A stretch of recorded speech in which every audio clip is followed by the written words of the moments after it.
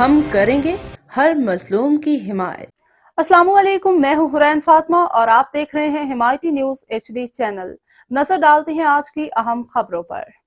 پاک پتن اوباش جوان نے گھر میں گھس کر اسلحہ کی نوک 14 سالہ لڑکی کو زیادتی کا نشانہ بنا ڈالا۔ پولیس ذرائع پاک پتن لڑکی کی چیخ و پکار پر ملزم اہل خانہ پر اسلحہ تان کر فرار ہو گیا۔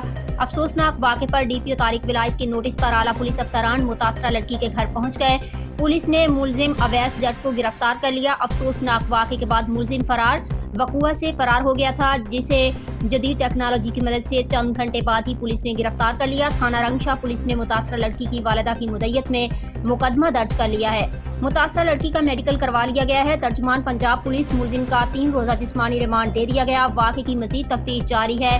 IG پنجاب ڈاکٹر عثمان انور نے نوٹس لے لیا۔ بچوں اور خواتین سے زیادتی، وزیر اعلیٰ پنجاب مریم نواز شریف کی ریڈ لائن۔